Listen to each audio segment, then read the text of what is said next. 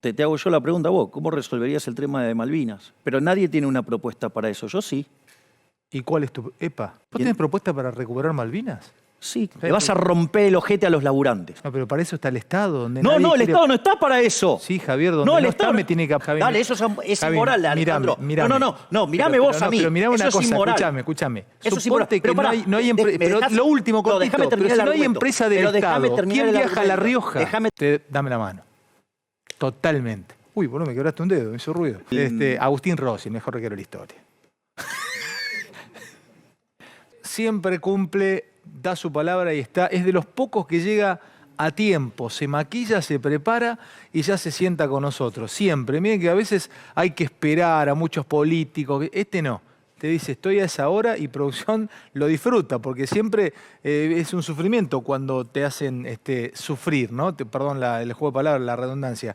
Está sentado con nosotros. Está Javier Milei, mano a mano, en un minutito. Ustedes saben muy bien que se dan lindos idas y vueltas con Javier, ¿no? Cada vez que charlamos se dan algunas cosas interesantes, por supuesto, de parte de él, que responde a todo. ¿Cómo anda, Javi? ¿Qué tal, Ale? Un gusto enorme estar Gracias aquí nuevamente. por venir, loco. Vamos un placer. a charlar. Tengo algunas preguntas para hacerte, saliendo un poco de lo que habitualmente hablamos. Hicimos una nota larga el otro día en Neura y yo siempre te pregunto o te visualizo, bueno, justamente como un posible presidente. Cada vez más las encuestas te dan arriba. Entonces vamos a hablar de la Argentina que soñás o la Argentina que pensás si te tocara, Javi. Pensando en el hoy, pero también pensando en el futuro. ¿Me esperás unos minutitos? Ya charlamos, hermano, por favor. Gracias, Javi. Bueno, mesa querida, ¿cómo andan? Bienvenidos. Vamos con todo. Muy bien. Rucauf adelanta, ahí Javi los mira de costado. Rucauf dice que el oficialismo va a salir tercero en el 2023. Mira de costado Milei, porque si Rucauf está diciendo que el oficialismo queda tercero en el 2023, él entra a la final. Después preguntarle, se ríe. después preguntarle si vota el presupuesto. Creo que Rucauf desmerece, me parece que Rucauf le temen a eso. ¿Pero por qué? No solamente le temen a Milei, le temen a que las elecciones del año que viene se lleven puesta a gran parte de la clase política. Bueno, lo cual sería del justo, oficialismo, ¿no? Y de la oposición. Me bancan un ratito, vuelvo en un minuto con ustedes a seguir charlando porque hay mucha información, mucha información. Estamos recontra manija ya con el 2023, ¿viste cómo estamos, no? ¿Cómo andas, Javi? Todo bien, todo bien. ¿Y cómo lo seguís vos? ¿Vos estás mirando el 2023? O sea, o no, mira, en el fútbol se dice vos eras arquero. No hay que jugar la final antes o la noche anterior porque te come piernas y te desgasta. ¿Desgasta para vos como candidato presidencial pensar el 2023 o no? Mira, lo que nosotros estamos haciendo es prepararnos para hacer una alternativa de verdad. Hoy nosotros ya estamos en 23 de los 24 distritos, es decir, que estamos desarrollando una alternativa competitiva. Y lo otro que estamos haciendo es ir perfeccionando el programa para sacar a la Argentina de este desastre. Es decir, nosotros tenemos planteado un programa económico, básicamente pivoteado sobre la teoría del crecimiento económico y las nociones de convergencia para que en 35 años Argentina vuelva a ser una potencia mundial. ¿Cuánto tiempo te pones, Javier, para que Argentina vuelva a estar arriba? Mira, cuando vos estudiás los ejercicios de convergencia, que es cuánto tiempo vos alcanzarías, por ejemplo, a Estados Unidos en dinámica de PBI per cápita, dada la situación que tiene hoy Argentina, tardaría 35 años, ponele. Ahora, hay gente que eso le parece mucho tiempo. El tema es que es como la maratón, si no das el primer paso tampoco llegás a los 42 kilómetros.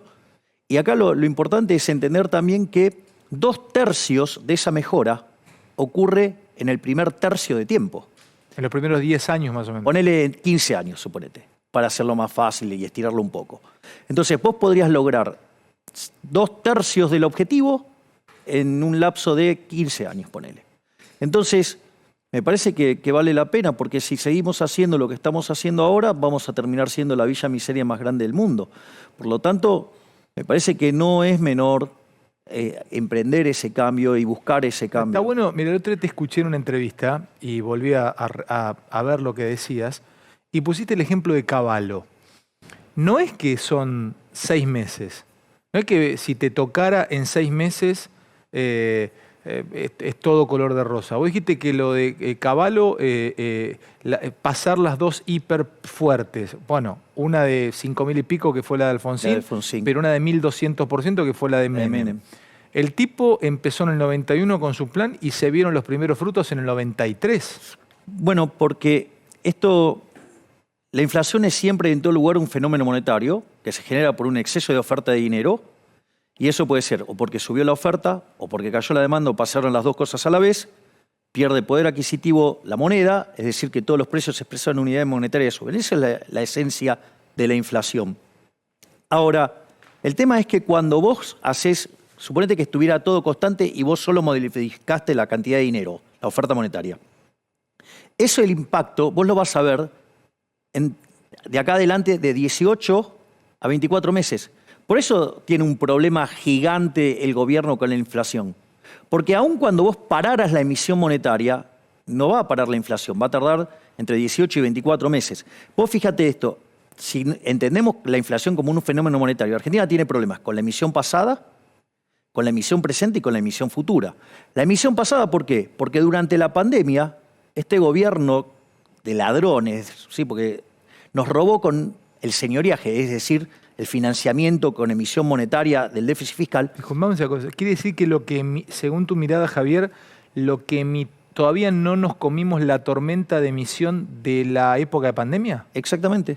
Emitiste por el equivalente de 11 puntos del PBI, es decir, emitiste 2 bases monetarias. Entonces, ¿cuál es el problema con eso? El problema es que el efecto de eso va a tardar, ponerle 2 años. Entonces, digo, por más que dejes de emitir hoy, la inflación va a continuar. Ese es el primer punto. El segundo punto, que no es menor, tenés un problema con la emisión presente. Se expandió la base monetaria cerca de un 25% con la locura del dólar soja. Una cosa absolutamente discrecional, donde vos estabas comprando a 200 y vendías a 140. Eso te quiero preguntar. ¿El dólar soja infló más la bomba de las LELIQ? Sí, exacto. Sí, porque todo ese dinero que vos emitiste después lo tuviste que esterilizar.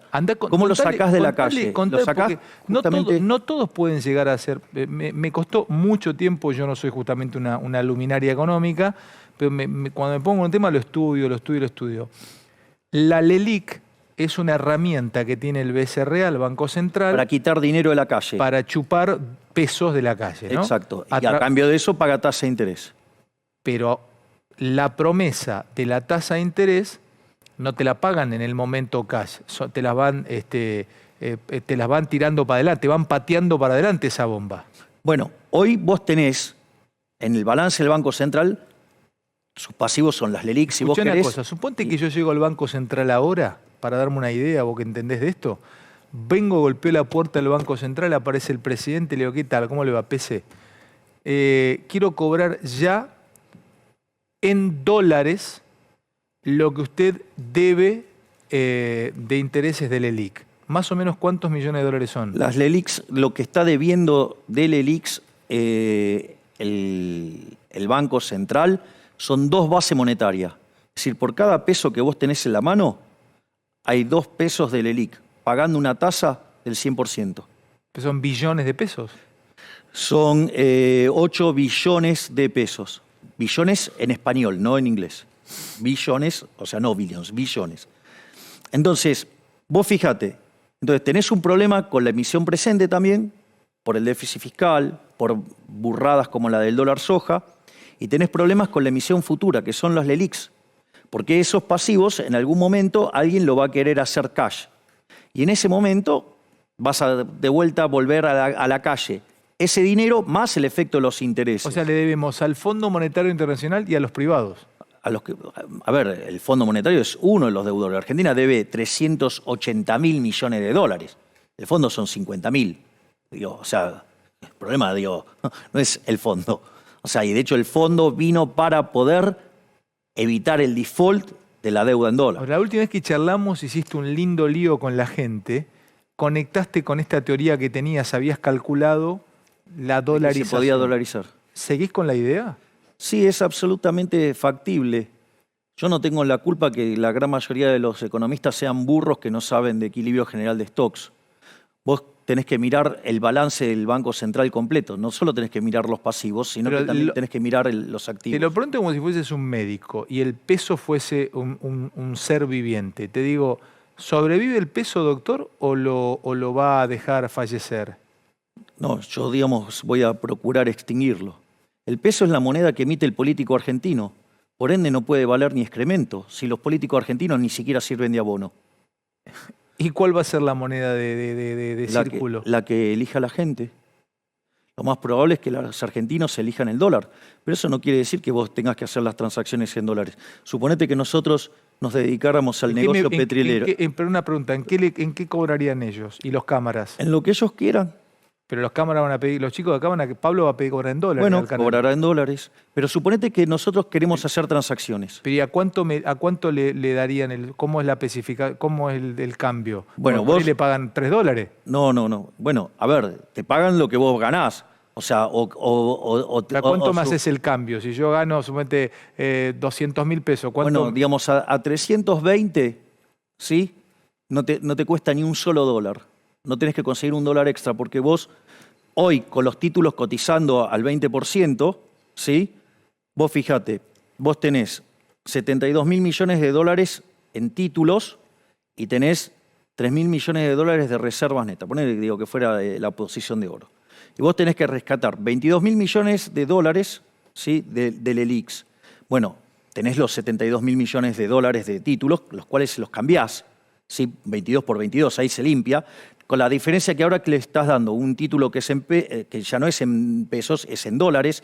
Además, no solo que le mejorás la moneda, porque no lo vas a destrozar, sino que además va a tener mucha liquidez, porque un instrumento de esas características va a ser fácil de intercambiar y llevar al mercado. ¿Cuánto tiempo te llevaría dolarizarla? Depende de la situación de inicio. Si vos te encontrás con una hiperinflación, lo haces muy rápido porque se te destruye el valor de los activos. ¿Y vos crees que el que llega a presidente va a llegar con hiperinflación? No lo sé, pero yo ese es el caso fácil para resolver. ¿La hiperinflación, si se diera, o la inflación? No, la hiperinflación, digamos, es cuando se te hace más fácil resolver el problema de la dolarización, porque los activos domésticos no valen nada. Se te licúan. Exactamente. Entonces, vos fíjate esto, en ese contexto, vos ahí limpiás el problema de las LELIQs. Además, un riesgo de contraparte mucho menor, porque riesgo de contraparte es el riesgo de crédito. ¿Por qué? Porque vos ahora vas a tener una economía que deja de destruir capital por falsear las señales de precio. Pensá que el sistema de precios es lo que hace coordinar y que se mueva la economía. Entonces la inflación es al sistema de precios lo que el ruido de la comunicación. Si nosotros nos ponemos a hablar y en el medio ahora aparece una pelota de ruido, no nos vamos a entender. Y no es porque vos seas tonto y porque yo sea malo explicando, sino que en realidad hay ruido. Es decir, eso es lo que hace con el sistema económico y hace que la economía no crezca, se coma el capital. Javier, no crearías un nuevo peso argentino. No, no lo crearía. Que se llame, no sé, la liebre argentina. No. Digamos, o sea, es más, la historia de la humanidad tiene que ver con los poderosos tratando de estafar a la gente con la manipulación de la moneda. Pero quiero preguntarte esto. ¿Puede un país ser soberano sin moneda? Ay, digamos, o sea, a vos lo que te hace soberano es que estés bien. Es decir, no, digamos, hambrear a la gente y robarla. ¿Desde cuándo, digamos, o sea, pero de vuelta, ¿una sociedad de saqueadores está bien? No. Digo, ¿cómo trata la Torá, digamos, a Sodoma? ¿Cómo la trata? Me imagino que a Sodoma la trata mal, porque Porque es una sociedad de saqueadores. Sodoma era una sociedad de saqueadores, de gente perversa en un montón de cosas, y además una sociedad de saqueadores. Cuando están saliendo de Sodoma, ¿qué es lo que dicen? No te des vuelta porque digo, ¿qué pasa si te das vuelta? Quedas convertido en sal. Uh-huh. ¿Y por qué te crees que se convierte en sal? No sé. ¿De dónde viene la palabra salario? Del pago. Claro, porque te pagan con sal. Era la moneda.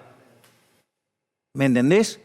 Entonces, la historia de la humanidad es la historia de los poderosos tratando de arruinarle la vida a la gente común con la inflación. Sí, es la historia de la moneda. La historia de la moneda es eso. Es decir, monarcas, señores feudales, digamos, o políticos, tratando de estafar a la gente con la inflación. ¿De qué soberanía me hablas? ¿De qué? Digamos, soberanía es habilitar que un conjunto de delincuentes te roben. Javier, yo lo que te digo es que yo voy a Brasil y los tipos tienen. Pero a vos qué te tienen importa. real. No, pero, pero no los estafaron como en Argentina. Es decir, Argentina es una máquina de defoltear. O sea, Argentina no solo que defoltea su deuda explícita y es el defolteador moderno más grande de la historia, porque lo pasamos a Ecuador, sino que además también te defoltea cuando vos tenés pesos en el bolsillo. O vos si te quedabas con 100 pesos en el año 2001 o $100, hoy sería lo mismo. Si vos te quedaste con $100, vos hoy tenés $100. Sí. Si te quedabas con 100 pesos, hoy ¿cuánto tenés? 30 centavos de dólar. Sí, Dale. ¿De qué soberanía me hablas? ¿Desde cuándo? Digo, el concepto de soberanía es que un conjunto de delincuentes roben a otro. Dale, vamos. Este es el eje central. No hay que permitirle esta mentira a los políticos. No se los tenés que permitir. No, se lo tenés que permitir. Digo, salvo que, no sé, tengas un problema de masoquismo, entonces te gusta que te maltraten, que te hagan daño y tenés síndrome de Estocolmo y te enamoraste de este conjunto de delincuentes. Tengo algunas cosas para preguntarte acá que... Todavía no terminamos de dolarizar, ¿no? Cerrame el tema de la dolarización. Entonces nos quedan 13.000 millones de dólares de la base y tenemos para rescatar eso 3.000 millones de dólares de la posición de oro, con lo cual se te van 3.000, te quedan 10.000 y tenés 50.000 millones de dólares de títulos contra 10.000 millones de dólares de pesos que te quedan dando vuelta. La pregunta es, ¿cuánto cotizan hoy los bonos? 20%. 20%, 50.000 millones, ¿cuánto es? 10.000 millones. Listo, dale, te saqué la base del medio. Se terminó el problema en la inflación. Para que veas la basura que es el político argentino, la basura inmunda, asquerosa que es, para que te des una idea. Mirá, a mí me dijeron una vez, cuando ya siendo diputado, ¿usted qué opina, digamos, de los políticos con todo lo que dijo? ¿Y sabes lo que dije? Que me equivoqué. Me dijo, vio que no eran tan malos. No, me quedé corto. Son muchísimo peor de lo que imagino. ¿Pero cómo entras mañana vos a diputado? Me importa un bledo. Pero salva alguno. Alguno, no puedes salvar a alguno, porque los tipos mañana te van a decir, escúchame, me dijiste a mí basura inmunda, mira si te viene alguno a apurar. Y se te para y dice, ¿qué me dijo usted a mí, basura inmunda? ¿Salva a alguno, así la mayoría? Que se lo ganen solo. Que a ver si pueden salir de Sodoma, dale. Escúchame, vos es que yo siempre te entrevisto, entonces paso por distintos temas y siempre te pienso hablar hacia futuro o a lo que viene, o si te tocara. No sé si tocaste este tema, defensa. ¿Qué harías con Argentina temas de defensa? Viste que Argentina en el último tiempo no se ha, no ha invertido en defensa justamente. Algunos piensan una defensa por radares, otros piensan simplemente o no, directamente comprar aviones, tanques, barcos. ¿Qué pensás vos de la defensa de Argentina? Bueno, Argentina no es un país que esté en condiciones de resistir un ataque. Argentina tiene muy descuidado la defensa y no solo que la tiene muy descuidada, hay un problema ideológico por la cual, digamos, aquellos que tendrían que defendernos, o sea, además son castigados, estigmatizados, perseguidos, con lo cual ahí tenemos un problema grande porque salvo que vos vivas en un mundo de anarquía, donde por definición no existirían las fronteras, no existirían la bandera, no existiría nada. En ese mundo, digamos, tampoco existe Estado y por ende, digamos, no tenés nada que defender tampoco, digamos, o sea, los individuos se moverían libremente, o sea, no sería ningún, digamos, sería un mundo de esas características. No es el mundo que tenemos, es otro el que tenemos. Afortunadamente, tenemos vecinos que no son belicosos para con nosotros. Y entonces eso nos permite, mantener esta situación de estar con el país absolutamente indefenso.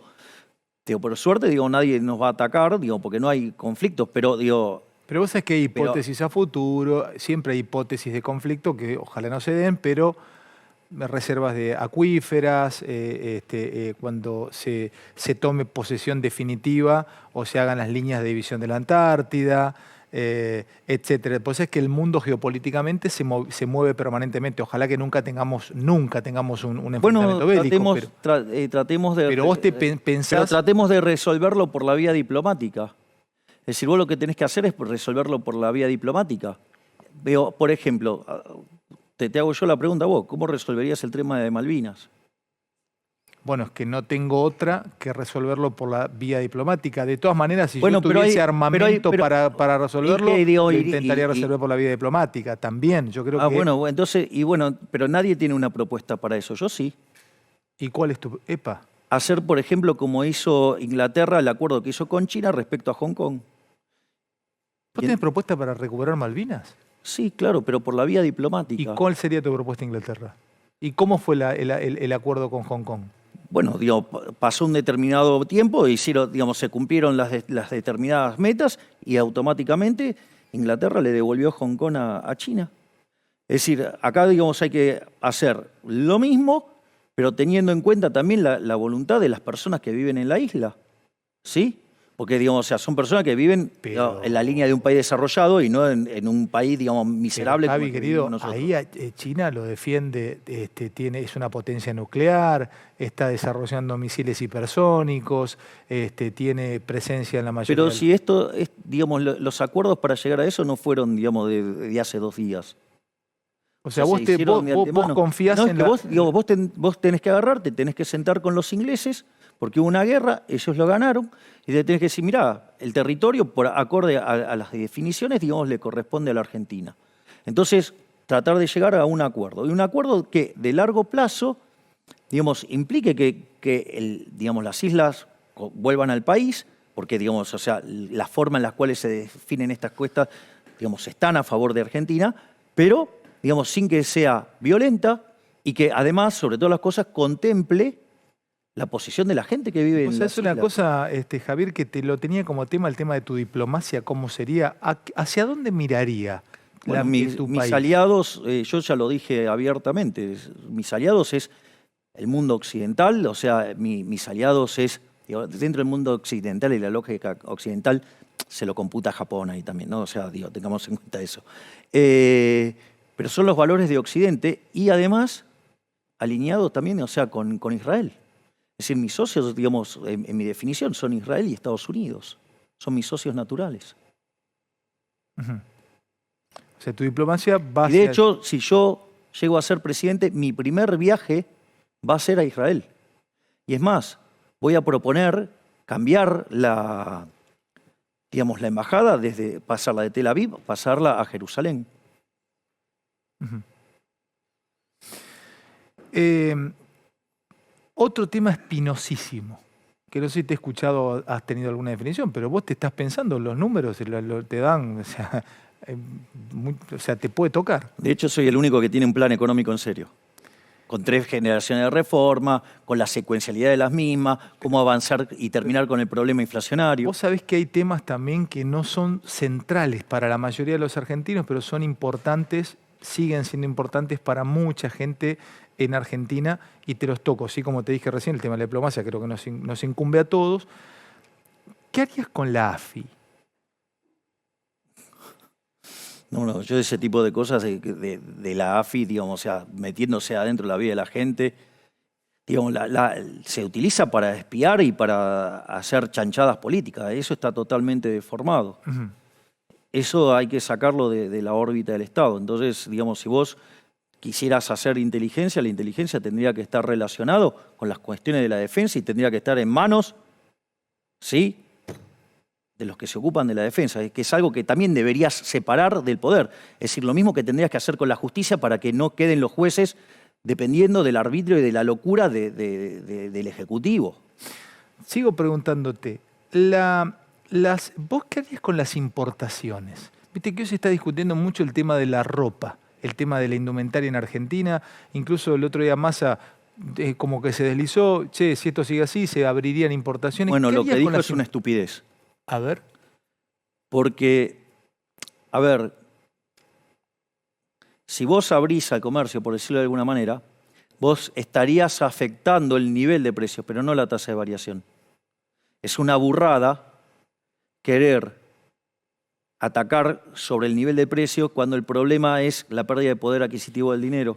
O sea, el problema es la inflación. Vos vas a la esencia, no Claro, te quedás o sea, claro. y esto lo único que haría es cambiar el nivel, Pero pero no la tasa de variación. No, esto es un tema no menor, porque cuando dice Muy importante estas este tema, burradas, Hay que decírselos, o sea, eso no, digo, eso... Pero vos sí, sabés que hay el- mucha pyme escuchándote. El problema mucha- inflacionario no se ataca de esa manera. O sea, es una cuestión de comercio eso, no es una cuestión monetaria como la pérdida de poder adquisitivo del peso, que es un problema monetario. Pero si, ¿sí? si fuese gobierno, ¿qué harías? ¿Las abrís a las importaciones? Ahora explico. A ver. Entonces lo explico. Digo, esto está dentro de lo que se llaman las reformas de primera generación. Las reformas de primera generación, y además tienen secuencialidad. Vos tenés que bajar el gasto público, o sea, vos tenés que hacer una reforma del Estado, entonces bajás el gasto público para bajar impuestos, flexibilizás el mercado laboral hacia adelante, generando un mercado de seguros, porque en realidad esto es un problema de seguros, o sea, pero mal manejado, lo hacen con restricciones. Te lo hago con un ejemplo. Suponete que vos sos un tipo recontraverso al riesgo, tenés un cagazo padre, digo, cuando salís a la calle de chocar o cualquiera de esas cosas. Ponele así. Entonces no usás un cinturón de seguridad, usás dos, te pones doble airbag, pones el motor que sale despedido, además, si querés te pones, no sé, lo rodeás de goma espuma, digo, el auto para no chocar, lo que sea. Mientras que vos haces eso, ¿a quién jodiste? Mientras que yo hago eso, a nadie. Ok, es una decisión tuya. Todos Sí. esos seguros son una decisión tuya. Ahora suponete que vos lo resolvés como se resuelve el mercado laboral en Argentina. Vos vas a salir a la calle y le prohibís a todos los demás que salgan. ¿Te das cuenta que es un disparate? Bueno, así es como funciona el mercado laboral. ¿Qué es lo que pasa? Para las personas el trabajo es muy importante, es el medio de sustentación. Entonces, si vos te quedás sin el medio de sustentación, digamos, estás jodido, ¿sí? Y si tenés familiares a cargo, es peor todavía. Entonces digamos, vos tenés mucha aversión a perder el laburo. Entonces, eso, ¿qué es lo que hace? Eso, en una economía que no crece, pensá que Argentina, por ejemplo, el PBI per cápita, si todo termina bien como está esperando el gobierno ahora, estaríamos 11% o 12% debajo del PBI per cápita que teníamos en el 2011. Ahora, esas reformas que me dijiste de primera generación, entonces vos no necesitarías abrir las importaciones porque Pará. eso te bajaría los costos acá. Pero pará un poco, porque es, digamos, pero acá tenés que tener claro la secuencialidad. La secuencialidad es clave. Lo otro que vos tenés que hacer es, una vez que reformaste el mercado laboral, entonces vos ahora sos competitivo fiscalmente. Ahora sos competitivo en el mercado de trabajo porque toda esa maraña de regulaciones bajó y, digamos, una parte baja de lo que tiene que pagar los empresarios y otra parte baja porque se lleva más plata digamos, el empleado. Una vez que vos haces eso, recién ahí podés abrir la economía. Si vos haces este proceso al revés, es un caos. Porque si vos abrís primero la economía Te entiendo. y no haces la reforma fiscal, Está claro. le vas a romper el ojete a los laburantes. Sí, sí. Y a la pyme, a todos. Digo, primero vas a ir, digamos, o sea, si lo haces así, vas a joder a los trabajadores. Cuando aparezcan los sindicatos y te salten a la yugular, cuando empiezas a negociar eso, lo que vas a hacer es matar empresas. A la larga, digamos, o sea, te perdés los puestos de trabajo, la gente gana peor, destruiste capital. Entonces no es trivial la secuencialidad. La secuencialidad es clave. La secuencialidad acá es todo. Es como cuando yo digo, hay que eliminar el Banco Central, pero no es el primer paso la eliminación. No, del es una Primero secuencia. es la reforma del sistema financiero para pasar a la banca Simon, después ir a banca libre, después libre elección de moneda y después eliminás el Banco Central. Javi, te hago una más o dos más y tengo un ratito más para charlar. Escuchá este tema también que nunca te lo pregunté. Obra pública. ¿Cómo harías con los empresarios vos y las empresas de obra pública, un tipo como vos con tu cabeza? ¿Cómo piensa la obra pública? Cero de obra pública. Epa. ¿Cómo es eso? Primero lo que hay que entender es que es falso que la obra pública genere empleo. Eso es falso, es una mentira. ¿Cómo haces un soterramiento Pará. un puente? Vamos por partes. Primer punto. Es falso que la obra pública genere empleo. Porque la obra pública, ¿con qué se financia? Con el Estado. No, pero digo, dale. Lo enganchaste acá haciendo agua a Fideo Berreta, digamos, dale, no podés errarle. Dale. ¿Con qué lo financiás? ¿Cómo? ¿Con qué financio? Con los... Yo soy una empresa del interior. Vamos, ¿con qué financiás? ¿Con la maquinita? Necesitás cobrar impuestos. O sea, la deuda son impuestos futuros, la emisión es impuesto inflacionario, ¿sí? O impuestos explícitos. Lo tenés que financiar.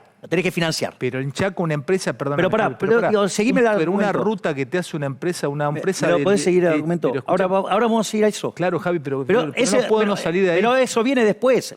Primero hay que entender lo básico. Porque acá no se entiende lo básico. Entonces, como no se entiende lo básico, hay que discutir haciendo cuentas en un abaco. Entonces, seguime.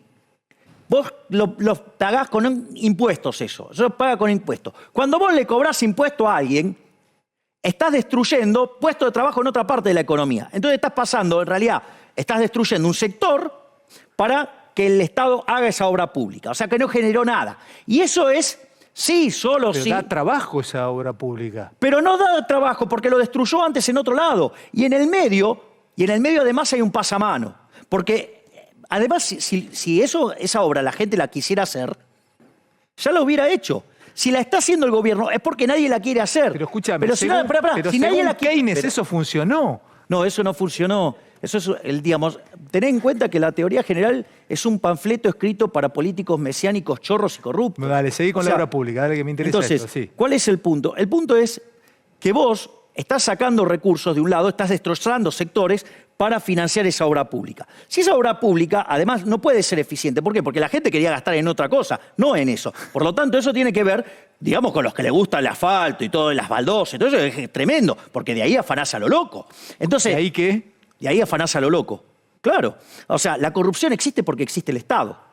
Es decir, la corrupción es inherente a la existencia del Estado. Si vos en una empresa tenés corrupción, un vendedor que compra más caro, puede aparecer otra empresa y puede vender el mismo producto pero más barato, ¿sí? O al mismo precio uno de mejor calidad o alguna combinación y te mandó a la quiebra.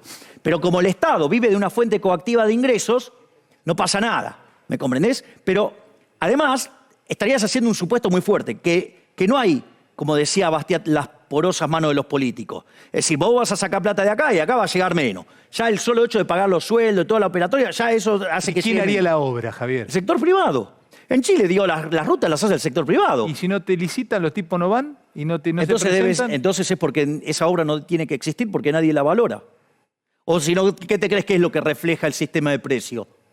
Si yo no tengo la culpa, digamos, o sea, que esté lleno de economistas y políticos brutos que desprecian el rol del sistema de precio. Escuchame una cosa, si necesito un acueducto en La Rioja... Pero ¿y quién dice que lo necesitas? No, Javi, sí, lo necesito. Bueno, si lo necesitas, entonces alguien lo va a pagar. Si no, no lo hace. No, pero para eso está el Estado. Donde el Estado no está para eso. Sí, Javier, donde no está me tiene que aparecer el Estado. No, ¿cómo? ¿Y quién sos vos para decir qué es lo que quiere la gente? Vos estás definiendo por el total de la sociedad, arrogantemente, ¿sí? Te crees que conocés las preferencias de todos los agentes, digo, pasada, presente, futura, de todos Javi, los que van a venir. Vos conocés la preferencia de todos. ¿Sabés cómo llamó eso Hayek en su último libro? La fatal arrogancia.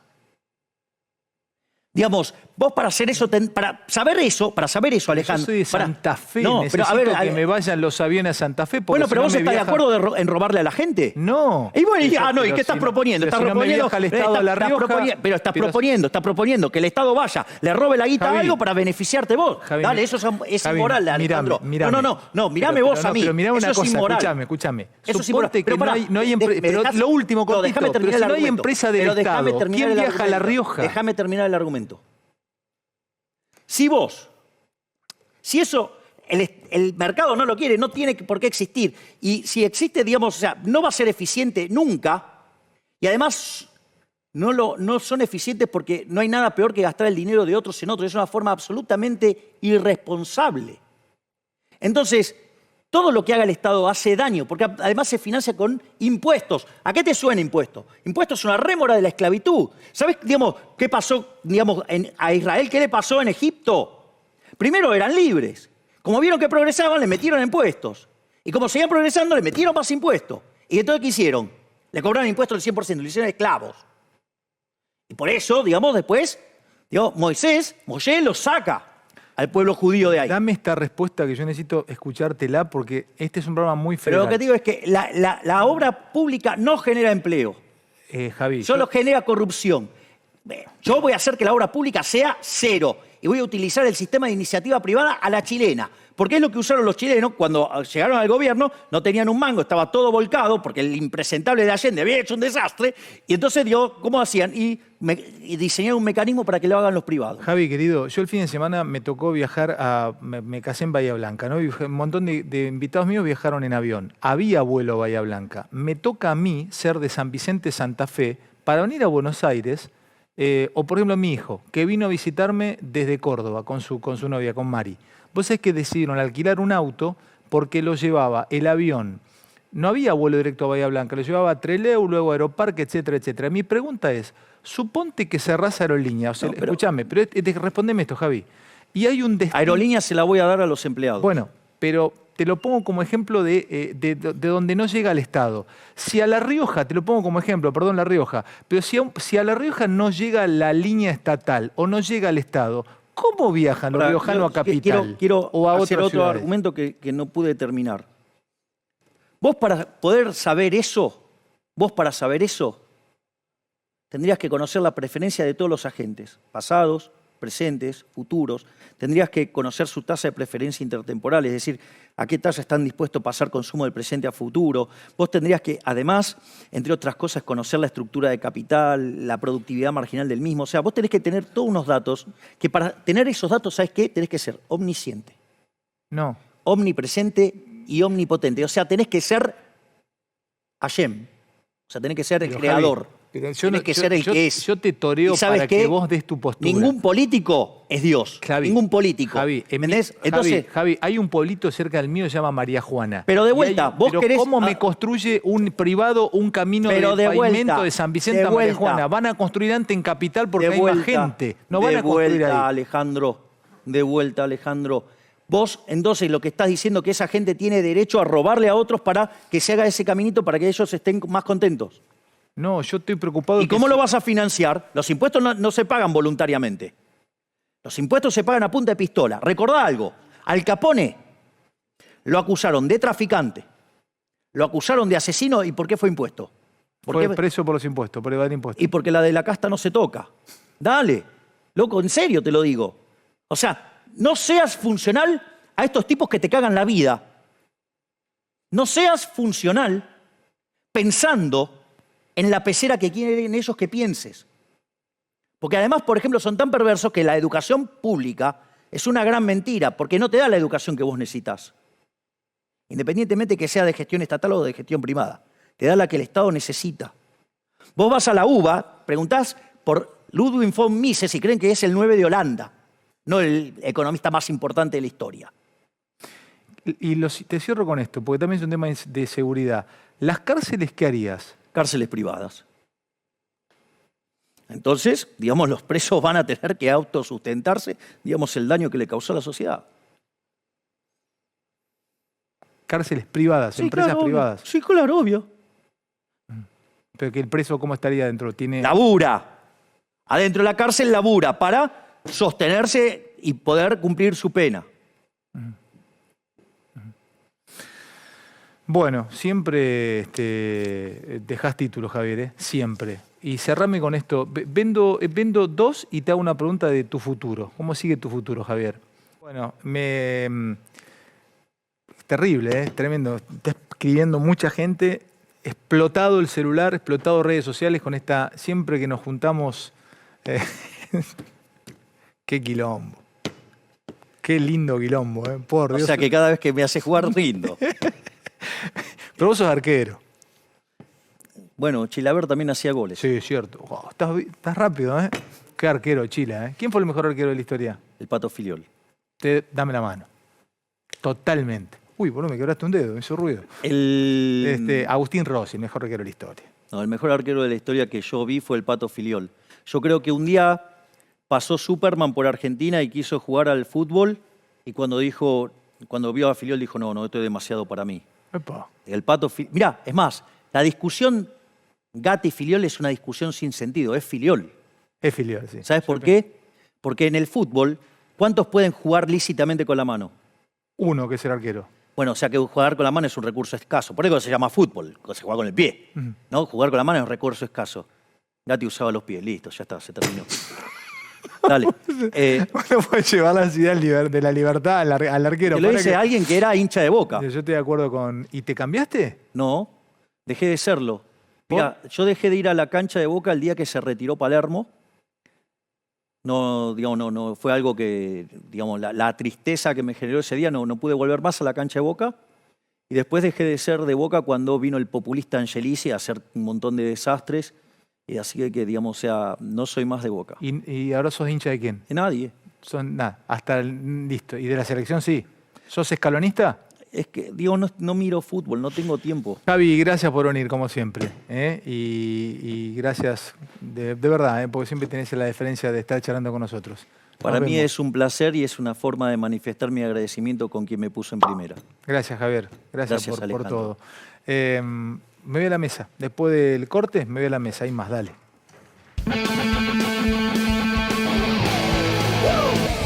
A la mierda los malditos empresarios, a la mierda sodomitas del capital. Basta de basura keynesiana. Ayer